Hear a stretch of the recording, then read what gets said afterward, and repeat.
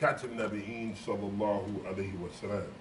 That is, they open the sound with nothing is worthy of worship except Allah. He's one alone with our partners and associates. And I also give open the sound with the Prophet Muhammad sallallahu alayhi wa sallam is the slave servant messenger and seal the prophets. Peace be upon the Prophet, upon his descendants, upon his companions, and upon the righteous throughout the world. And peace be unto you. Assalamu alaikum.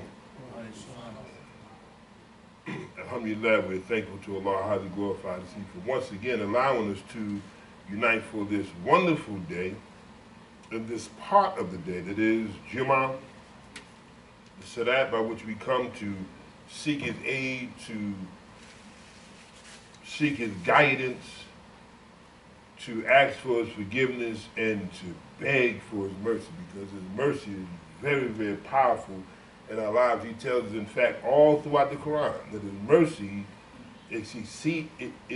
exceeds his wrath. Think about how Allah has been merciful to you. We begin every surah except one with two attributes, Ar-Rahman Ar-Rahim. That Allah is the merciful benefactor. I want you to understand this. He's the merciful benefactor. And when you think of a benefactor is one who literally, basically, provide all the benefits you need. Now when you think on your life, and all that you've been through and all you're going through, think about how Allah has been merciful to you. That he's given you all the provisions. And the only thing that stopped the human being from acquiring all of the benefits is their effort. That's why Allah says, وَلَيْسَ الْإِنسَانُ إِلَّا مَا سَعَىٰ, that the human being gets nothing but what he strives for. Look at what Allah has done for you. All of this creation, he has all the great benefits. We're not lacking in anything. We have access to what we need. And what we get is based on our striving. He said man gets nothing but what he strives for. And the fruits of his striving will soon be seen. Then will he be rewarded with the reward complete. So he's the merciful benefactor. I tell you, I want you to think about benefits. If any of you, and I'm sure you have, you may have received benefits. And this term of benefactor, beneficiary, is all throughout the world of insurance. The parents are the benefactors who says this child would be the beneficiary of this house I established. Based on them doing nothing but living. This child here may not be worthy of anything because of their lifestyle. So the parent doesn't leave what they work to develop and build and preserve and put all their energy, all their sweat, all their equity, all their sacrifice, and leave it for a child who's not yet qualified to preserve the struggle that the parent put into that home. Now, Allah, he's the benefactor. And just like that parent who says, you are the beneficiary of this home because I've established it, and you have the intelligence, you have the character, you have the discipline, and you have the lifestyle that will reflect the energy, life, and time I put in developing this home. This home is for you. So the parent write down in the policy, Rahman will be the beneficiary of this home. Because Rahman has shown that he's worthy of receiving something without putting any effort in. Just the mere fact that you are my child, I'm willing this to you. Now think about what Allah has done for you. And then there's abundance of creation. He's the merciful benefactor. Through his mercy, he gives you all the benefits you need, and you've done nothing to show that you're worthy of it. Allah, he's the merciful benefactor. He gives, he gives, he gives. And he's the merciful Redeemer. That through his mercy, no matter what your state in life may be, Allah is the one that can pull you out of that state. Through his mercy, he'll redeem you. Through his mercy, he'll pull you through where you couldn't even see a way out. Through his mercy, he made your life better without you realizing. He is the one who has allowed that to take place in your life. So he's the merciful benefactor, the merciful redeemer. I want you to remember that as we talk throughout this khutbah, that Allah is the merciful benefactor. We don't live in a world of lack. We live in a world of abundance. Everything you and I need, Allah has already granted it to us. Last week we talked in the khutbah, we said that Allah says, it is He who has created everything in the earth for you. That's powerful. Of all the creatures, Allah said He created this for you. See, even the animals that benefit from the creation, Allah created them for us. Even the insects, Allah created them for us. They serve us. Here's a very, very important principle for you to realize, that Allah made you a Muslim, and then He placed you in a Muslim. He made you a Muslim, submitting your will to Him, and then made the entire creation a Muslim that submits to you. That's powerful, man. He said He created everything in the earth for you. That's profound. Sun, moon, stars, technology, all of it has been created for us. And we have to be intelligent enough to know that we have to be prepared to make it in the world. Now, Allah also talks about how He created this human being. He said He created a human being from the earth. Now watch it, He said He created everything in the earth for you. In earth. Now just as much as Allah has created everything in the earth for us, He's also allowed everything in the earth to be inside of us, because that's where we come from, the earth. So because we come from the earth, we put in the food from the earth to sustain the body. You put the minerals, you put the calcium, you put the vitamins in your body to sustain that life. He created everything in the earth for you. So your body needs what is in the earth.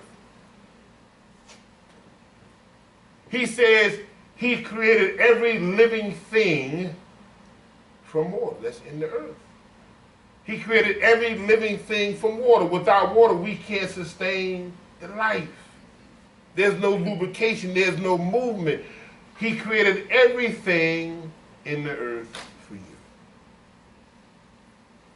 So He put the life, we put the food in the body to develop and build and nurture the body.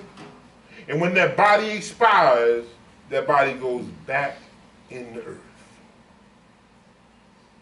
He created everything in the earth for you. And when you understand the power of the earth, that's why they call it Mother Earth. Because the earth gives forth so much life. And that life is at our disposal.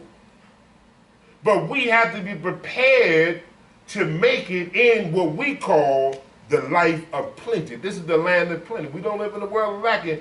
We live in a world of plenty. And the only thing we're lacking is in ability to get our share of fil ard. So He said He created everything in the earth for you. There's another verse in the Quran where He said that it is He who was created for you, hearing, sight, feeling, and intelligence. Small are the things that you give. He created the earth for you. Now He's also given you what you would need to make it in the earth. He said He give you intelligence. He said He give you sight. He said He give you feelings. And He give you an understanding of how the world operates. of how the world is changing, how the world is evolving, how the world is advancing. Allah says He gave us hearing, sight, feelings, and intelligence. And the verse ends with, little it is of the thanks that you give. Why is that so important? He said He made the earth for you. Now He has to give you the skills, the resource, and the potential to maximize what you can get from the earth.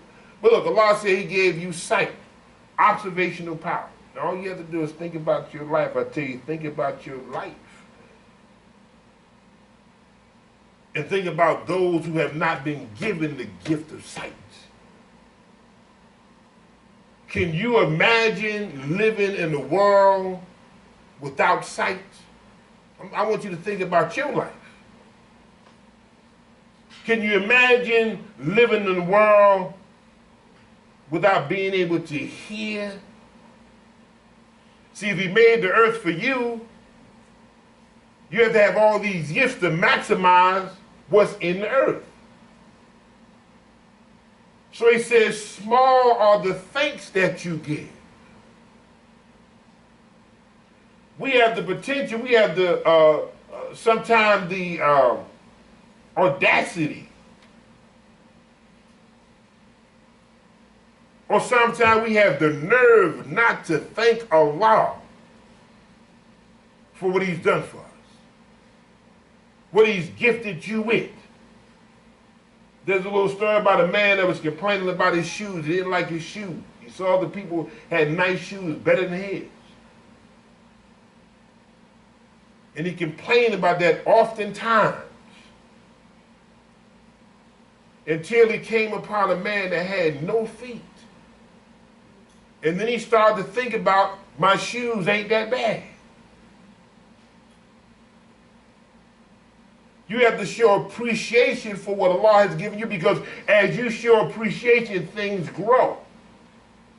Don't you know that's what it means to appreciate? If any of you in the real estate field know anything about real estate, and you take care of your home, you put the ball in the home, you fix the roof, that home appreciates in value.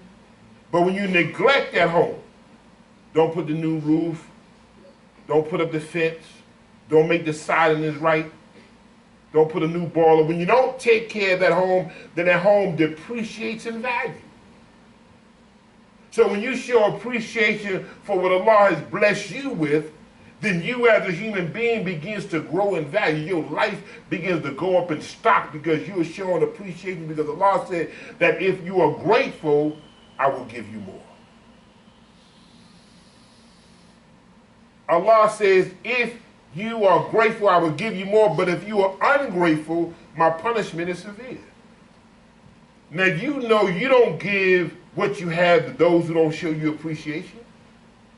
And why should we expect anything other than that from Allah? Allah will withhold His blessings flowing into your life because you are ungrateful for what He has given you. So He said He's gifted you, He's given you, He's created for you hearing, sight, feelings, and intelligence. Small are the thanks that you give. You and I have to begin to show more gratitude for the gifts that Allah has given, for the potential Allah has given. And when you start to look at others, you'll see how much of a wealth of blessings you have in your life. Muhammad the Prophet sallallahu alaihi wasallam said, do not look up to those who are superior to you, but look down to those who are less fortunate to you. By chance, you may appreciate what Allah has blessed you with. See, the more you begin to look up to others, sometimes you shrink. Because you start thinking and hoping, well, I wish I had what they had. I wish Allah blessed me with the ability they have. I wish Allah would bless me with the resource there. You begin to shrink, feel less than. Sometimes you even feel inadequate. But when you look down to those, not look down, but when you look and see that there are others who are not as blessed as you, intelligence says, I should appreciate what Allah has given me. And when you appreciate what Allah has allowed to flow into your life, he said he will give you more. The verse says, if you are grateful, I will give you more. See, I want more. I'm sure that Allah gratitude all the time. I want more to flow into my life. I want more resources. I want more relationships. I want more connections. I want more health. I want greater intelligence. He said, if you are appreciative, I will give you more. Because he already says he has created everything in the earth for you. Allah is not withholding anything. We don't live in a world of lack. We live in a world of plenty, and all we have to do is go and get access to what is already there. He said he created everything in the earth for you. He also says that it is he who made you inheritors in the earth. The word that's used there for inheritor is that he has made you the Khalifa. If you know what the Khalifa is Allah has made you the ruler in the earth. But the word Khalifa also means one who comes from behind. In other words, there's someone who already went out there and weakened the door. They worked, they sacrificed to weaken the door, and all you have to do is walk through. See? There are people who made migrations from other countries. There are people who made migrations from the South for a better opportunity up north and a better opportunity in America. And those who came before you that you and I come from behind have made life much easier for you and I. Allah said, he made you rulers or inheritors in the earth. And there's a story of an old man who was planting an olive tree.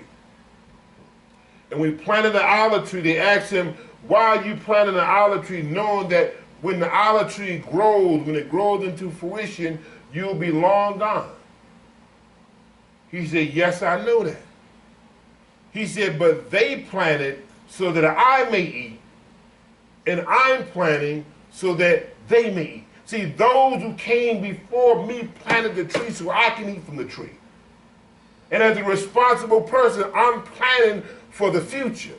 I'm not planning for now. I'm planning for those who will come after me. I'm planning for the Khalifa who will come after the work I put in motion. So Allah says, and it is he who made you inheritors in the earth. I'm talking to you about the earth now, what the earth provides us. That's why they call it Mother Earth. The earth is given so much. The earth is resourceful. And all we have to do is tap into it. Don't you know there's another verse in Quran where Allah talks about the struggle. And the same verse is given twice to emphasize the struggle and what comes after the struggle.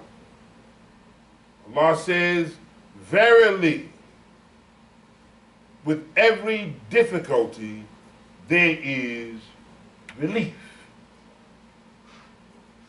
Why is that so important? Because on your journey in life, we go through challenges, times get hard, we struggle, challenging moments financially, challenging moments in our home, challenging moments in our business, challenging moments on the job, challenging moments for students in school. Times become challenging.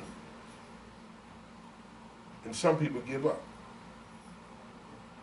With all the resources, with all the examples of others who went before you and showed you it's possible, when the difficult times come, sometimes you fold. So Allah reminds us, verily, with every difficulty, there is relief coming behind the difficulty. Some people just not willing to hold on long enough. They give up too quick. And if you just hold on, Allah said he'll make a way for you where you thought there can never be a way. You have to realize when Allah said he created you as the rulers, Allah gave you power. You remember we talking in last year's footballs about power and why power was so important? You can't make it in this land of plenty without power, without intellectual power, emotional power, spiritual power. If you don't have no power, you will be dominated by those who have power. In order for you to realize your power, you have to have some staying power. Because life will be difficult. And if it wasn't difficult, you have nothing but an abundance of weak people. It's the challenges that you go through that make you stronger. But when you give up, you put yourself 10 years behind. Allah says, verily, with every difficulty, there is relief. Relief is on its way.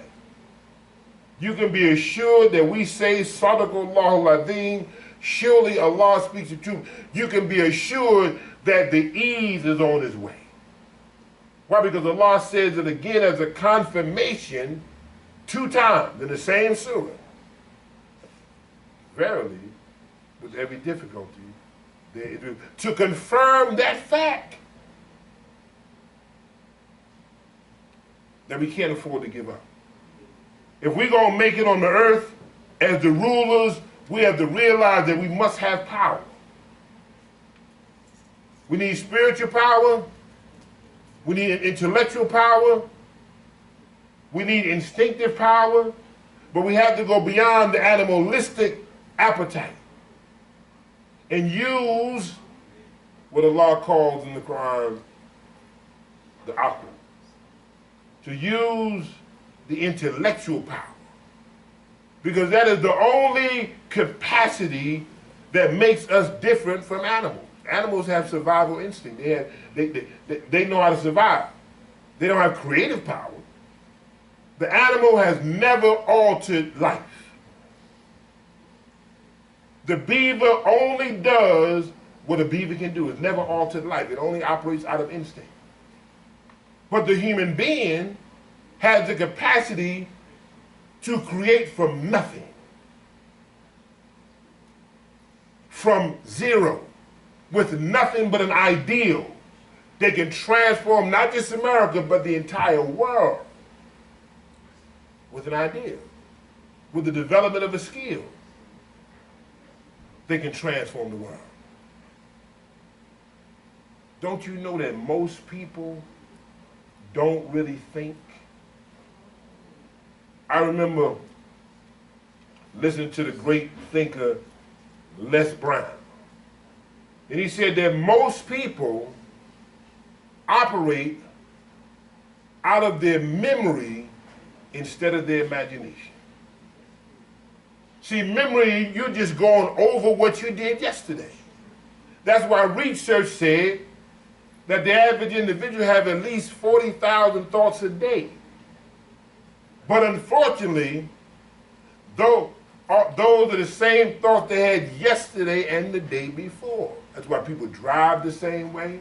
They walk the same direction. They got these patterns they live out every single day because they're living out of memory instead of imagination.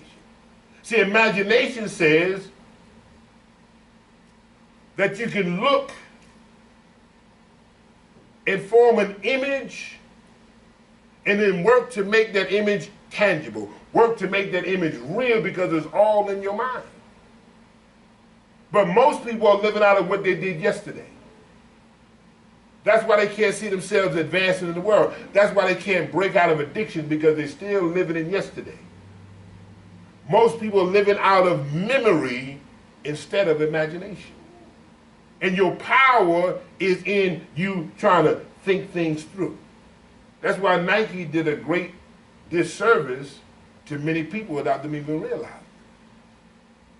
When Nike had the campaign of 3 words, just do it, it created major problems for people. Without people even realizing what was taking place. Why? Because media, advertisement, conditions people's mind.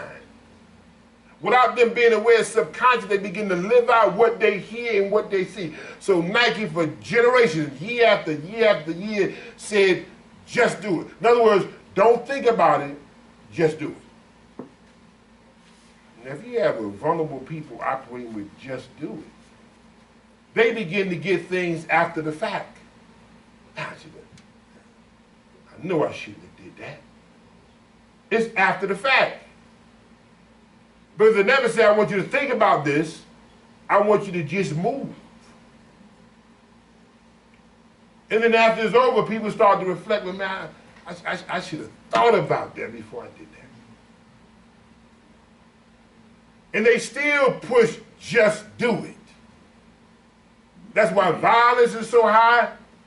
Because they've been told, just shoot him. Man, just do it. Don't think about it. And the guy said it has nothing to do only with sneakers. No, it is words. And as Imam Muhammad said, words make people. People are shaped and formed from the words that they internalize. So Allah says, the worst beasts in Allah's sight are the deaf, the dumb, those who do not think. They do not use the aql. Allah wants us to think our way through life. He said He made you the ruler in the earth. And if you are the rule in the earth, you got to rule what you're thinking. You got to rule what you're thinking. And even if you feel it in your heart, when it's all over, you got to think about before you move on this right, because this here is emotion. Good feeling, good start, but mind has to govern your heart. If not, then we're just moving strictly, just like the animal, on instinct and urge and passion. That's why they have a lot of crime of passion. They say passion because the person was just so enraged with emotion, they didn't think about it. And then it was all over in the jail cell. I should have thought about that. Yeah. So Allah says the worst beast in Allah's sight of the deaf, the dumb, those who do not think. That's why we talked before. Allah said He created everything in the earth for you. And if you're going to manage this earth, you got to have some intelligence. You can't be deaf, dumb, and blind. Deaf, dumb, and blind people will be manipulated by shaitan because they're not using their mind. They're not using and tuning into Allah consciousness, taqwa, which preserves their life. ربنا آتنا في الدنيا حسنة وفي الآخرة حسنة وقنا عذاب النار. السلام عليكم.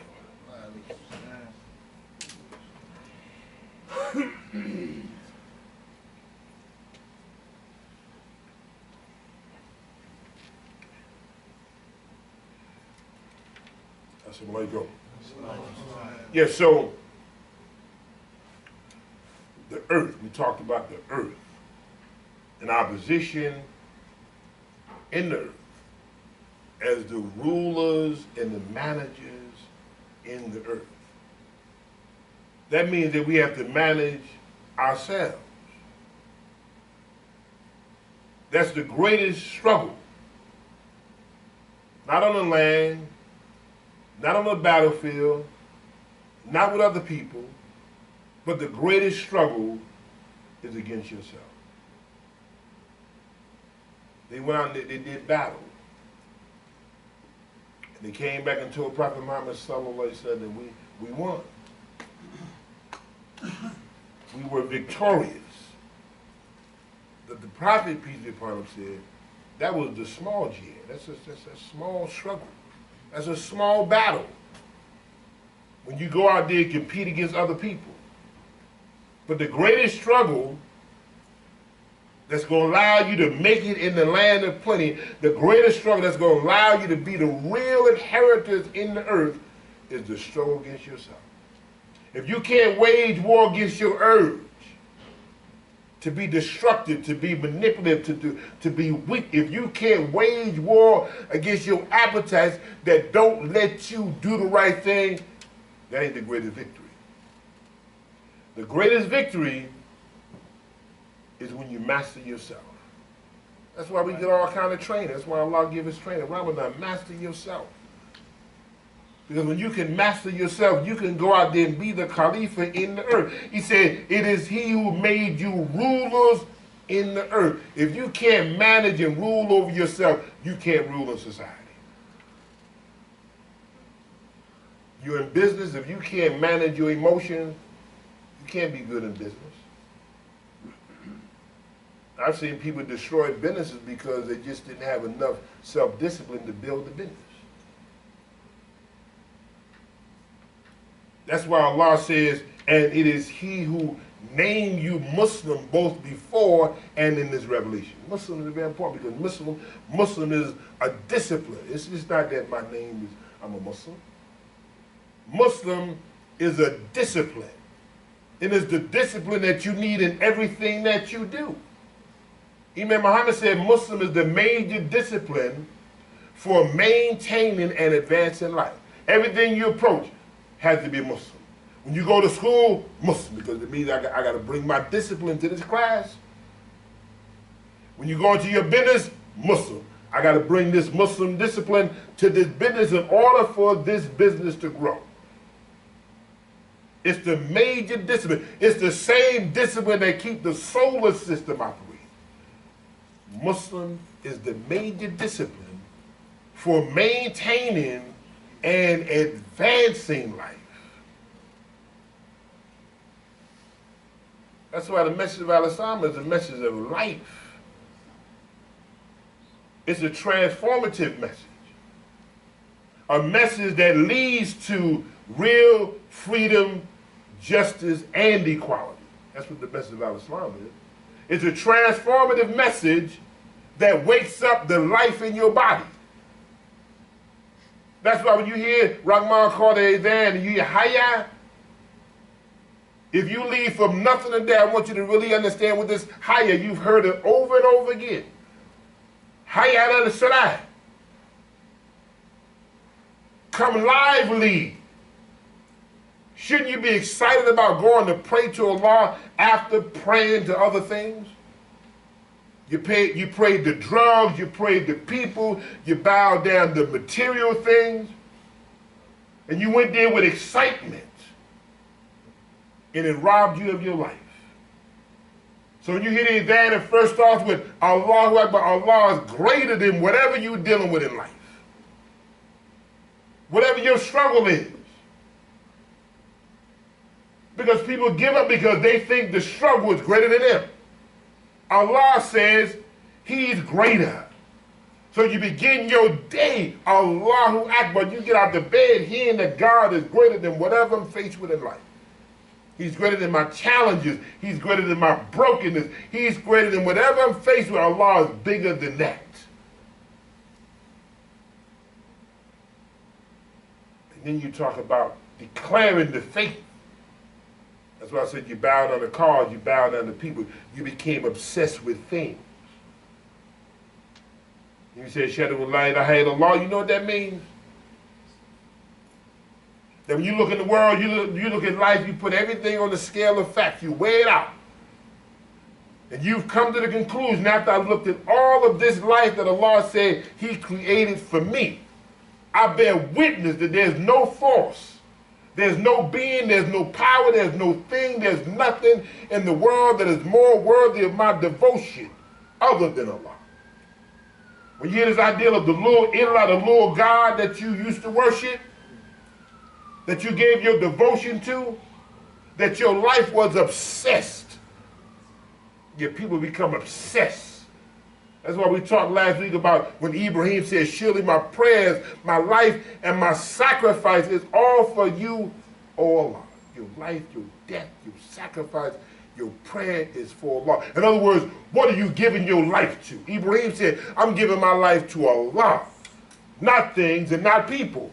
Because the thing you give your life to, other than Allah, is going to take from your life. I hope you understand what I'm saying to you now. So you hear that, Ashhadu an la ilaha illallah, then you go, Hayya ala salat. That's the point I want to make. Come lively, life, man, life, excitement, enthusiasm. People are passionate about things in the dead world, and then they come to Al-Islam, and they got a dead spirit. You should be more excited about this than you was about drugs. I know people are excited about getting high. Deaf, dumb, and blind. Then when they come to Al-Islam, like all the life come out of them. They was living like a stuntman, dead devil, doing almost anything, and just giving their lives to things that didn't add to their life. And when you come to Al-Islam, you should be more enthused. See, I'm excited about this life because this life turns you on to life. So Abraham said, my life, my death, my prayers, and my sacrifice. See, he's willing to give himself up to do the work of Allah. And when you give yourself up, you make the sacrifice to do the work of Allah, then Allah begins to work in your life. And if you think your life is all right now, when you commit yourself to Allah, Allah will take your life to a higher level. Some people think, well, I'm all right, I don't really need religion, I don't need all this, I just need to do just the minimum. When you give your life to Allah, it does something for your spirit, it does something for your internal. It does something for your soul, it does something for your mind, it does something for your emotion. Believe me. So it said, Hayya, come lively, come alive. That's why the verse says, oh, you believe, respond to the messenger when he called you to that which will give you life. This is a life-giving message. This is a way of life that turns you on. I mean, you get great feelings when you submit your will to the will of Allah. And don't be afraid to submit your will to the will of Allah. So Allah says in concluding, but seek with what Allah has bestowed on you the home of the hereafter. But do not forget your share in this world, but do good as Allah has been good to you, and seek not mischief in the land, for Allah loves those not who does mischief. We was talking about the earth. It is He who created for you all things in the earth. He created everything in the earth for you. And now in this verse he says, don't forget your share of the earth. Don't you know a lot of people have been told that they don't have a right to this? That if I become religious, if I have a relationship with Allah, I can't have nice things? You have all these pictures of you serve God, you got to almost be serving in poverty. You can't have the fine things in life. Allah says here, but seek the means He made available to you, the home of the hereafter, but do not neglect your share. In fact, the word that is used there is do not let anyone make you forget your share. He's telling you, if you're in Elizabeth, you got a share of this. If you're in New Jersey, you have a share of this earth. If you're in New York, in fact, you ain't got to be there because you're a citizen not of America, but you're a citizen of the earth. You got a right, you got a share of planet Earth. That's the kind of thinking we have to have. I mean, big thinking. You have to have big thinking because He already said He made the earth for you. So if He made the earth for you, you're not supposed to be small thinkers. If He said He created the earth for you, then He said He made you the rulers in the earth, you can't be having small thinking. Then He said that, look, get your share. That's heavy right there. He said He made all of it for you, then you got a share of the earth. Why? Because He said He created it for you. But then He said after you get your share, after you get the resources, after you get the nice things, after you build the schools, after you establish the businesses, after you establish the social programs, after you serve the society, He said, look, when you get all that, do good, as Allah has been good to you. That's powerful. All Allah wants you to do It's after you get the benefits we talked about when we began the khutbah talking about Allah is the merciful benefactor. He gave you all the benefits you need. He said, after you get the benefits I've made available to you, all I want you to do is do good, as I have been good to you. That's a powerful relationship right there. That's why I'm looking at the little interview. They asked LeBron James about what would you say if you're sitting across from the president. He said, I wouldn't be sitting across from him. And then Trump comes out and says some things about LeBron, and the common sense will tell you, and the social scientists will tell you, those who look at society, the journalists will tell you, here's one wealthy man who takes his wealth, builds a school, comes from poverty, comes from lack, comes from dysfunctional home, take his money, builds a school that will inspire people that you can do better. I know where you at because I've been there. He takes his resources and builds institutions to help other people. And then one guy takes people's money and uses their money. And then the school he establishes, people sue him because they believe they got robbed.